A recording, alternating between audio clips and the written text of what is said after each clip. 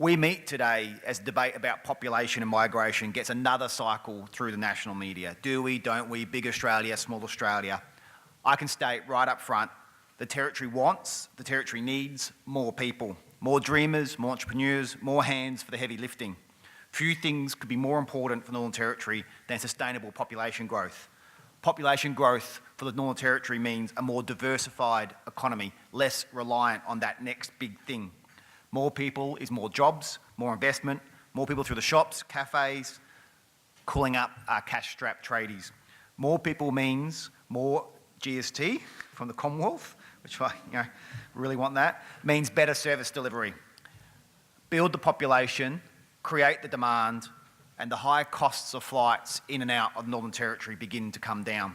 Build the population, we get better services, more people to build the economies and livelihoods of our remote regions. Charles Darwin University's Demography and Growth team found we've experienced close to 30 consecutive quarters of negative net interstate migration. We're more than 8 years into a low growth phase. Stagnant growth has become our status quo. To accept the status quo is to accept boom bust. Business by handout, isolation by flight costs, empty shop fronts, units and pockets. More than that, to accept stagnant population growth is to miss our enormous opportunities.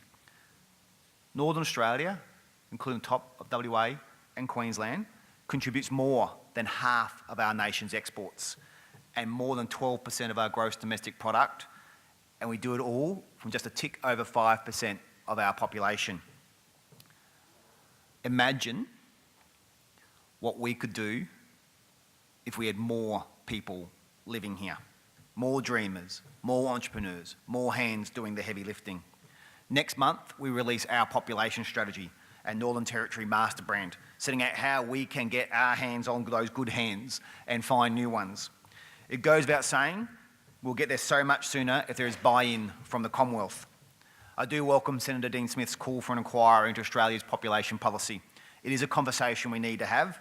An inquiry would give the chance for the Northern Territory to put its case forward.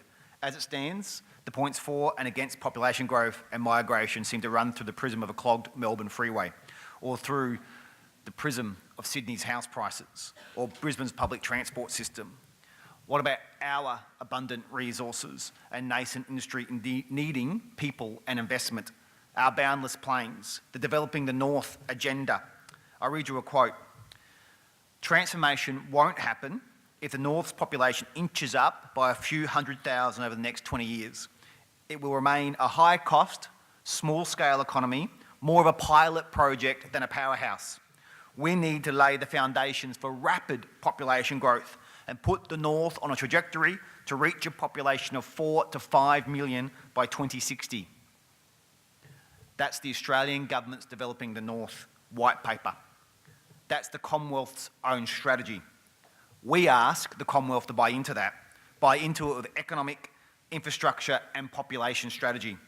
This is Australia's gateway to the Asian centuries. This is Australia's next great opportunity. We're not near Asia, we are in Asia here in Darwin. This is where we need the people. It goes to show we do need different migration policies for different regions. The Designated Area Migration Agreement, which makes it easier for Territory businesses to fill skill shortages of foreign workers, is one example. But we can go further, much further.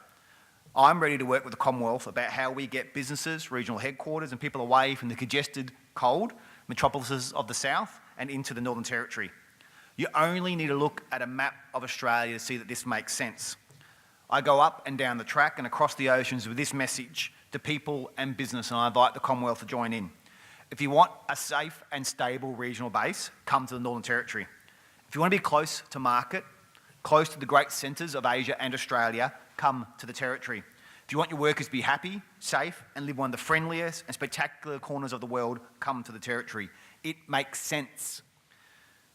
We also recognise the Northern Territory government needs to do more to get the message out there, to sing our messages from the rooftops louder, further, smarter. In February this year, we contracted internationally recognised brand specialists, the Royals, to deliver a unified Northern Territory master brand. This is to inspire people to talk differently about the Northern Territory, to understand us better. Many Australians only know the Northern Territory through the famous front pages of the NT News, Croc Dundee, or media reports highlighting a remote disadvantage. For all these things, better or worse, we are all these things, for better or worse. But we're also much, much more. Our amazing lifestyle, schools, weather, diversity. We are bursting with opportunities, particularly for career-minded young people. Our future as the capital of Northern Australia. We are our nation's closest city and port to the exploding markets of the Indo-Pacific. We know master brands have real-world successes. Malaysia went from a place sidestepped by tourists to one of the most visited in the world through a branding campaign built around the slogan, Malaysia, truly Asia. France is some of the most sought-after wines in the world, even if its varieties are consistently beaten in blind taste tests. Dubai has built its brand around luxury. The brand is even reinforced by the Dubai police, who have a $450,000 Lamborghini as part of their fleet. We're not Lamborghinis, we're not going to do that. But what is our brand? What is our master brand? We are going to release that master brand strategy alongside our population strategy next month. It is an exciting time, and I want to thank the team at Charlesdale University for their exceptional work researching population trends and opportunities, why people come, why they stay. And the research has done some important myth busting. One of the biggest takeouts is that people are not pushed out of the territory because they don't like the place. They're far more likely to be pulled out because of jobs and family. Similarly, we also know most ex-Territorians really enjoyed their time here. They love the place. And they're actively looking for reasons to come back. 30% are actively looking for reasons to come back. We effectively have an army of alumni all over Australia who might consider returning, or failing that, have positive territory experiences to share with others. Our expat strategy will look to engage with these people to promote the territory to their friends, family, colleagues and acquaintances. It will build connections between expats, territory businesses and industry organisations, strengthening our national and international trade links, providing opportunities for our information and skill sharing. This is about unlocking all that built up goodwill, unlocking it in the form of words and encouragement in the towns and cities of Australia and the world. We want to harness our best sales force, and we'll be doing that. We funded that in the budget. More than anything, we need to create more territory-based jobs. This is the number one priority of my government. It's manifested in countless initiatives and reforms since the 2016 election. One of the initiatives, as part of our population strategy, is payroll tax. We are providing cuts for businesses who replace non-territory employees with someone who will live in the territory. This is about trying to convert our massive fly-in and fly-out workforces into territory workforces. We've done something similar with our royalties incentives. We were providing a royalty incentive, a deduction. You had to pay less royalties in support of fly-in, fly-out workers. As a cabinet, we were quite shocked when we got briefed on that by Treasury. We have now flipped that, and we provide a royalty incentive, a deduction. You can pay less royalties if you actually invest in people staying here and working in the territory, a community-based workforce. Government has got levers and we are going to pull them. If family reasons are pulling people away, we need to do better to keep hold of all branches of the family tree, from the grandkids to the grandparents. So we have overhauled the pensioner concession and carer scheme to make it fairer for everyone. We're funding free bus travel for everyone over 60. We're developing flexible working arrangements for seniors working in the public service, and we're investing in new seniors living in Darwin rural area and Alice Springs. We have the most generous seniors scheme in the country because we want to do everything we can to hold on to our grandparents. We know we can also target key migrant communities. We know some migrant groups are more prepared to build their lives and families here than others. We just had a police recruit squad in Alice Springs, made up almost entirely of New Zealand migrants, for example. We've had a growing presence of Kiwis in our police force, and when we went out to advertise for the last recruit squad, half were New Zealand. We can see if you target the right communities, they come, and more importantly, they stick. Also in Atlas, our Indian community is thriving, contributing and growing exponentially. Out of a city of about 25,000 now, we've got 3,000 plus Indian people living there. Territory-wide, our Nepalese community has grown by more than 200% since the 2011 census. We have opportunities here, and the population plan will set them out.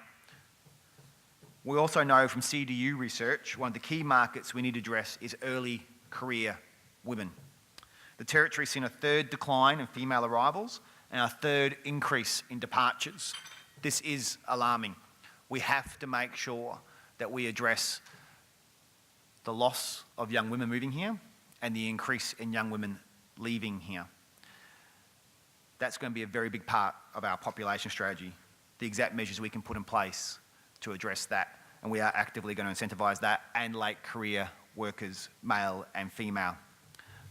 Last year we began a campaign, Our Life Out Here. We started southern billboards, newspapers and websites with real life stories of people who relocated to the Territory for work. This is just the beginning.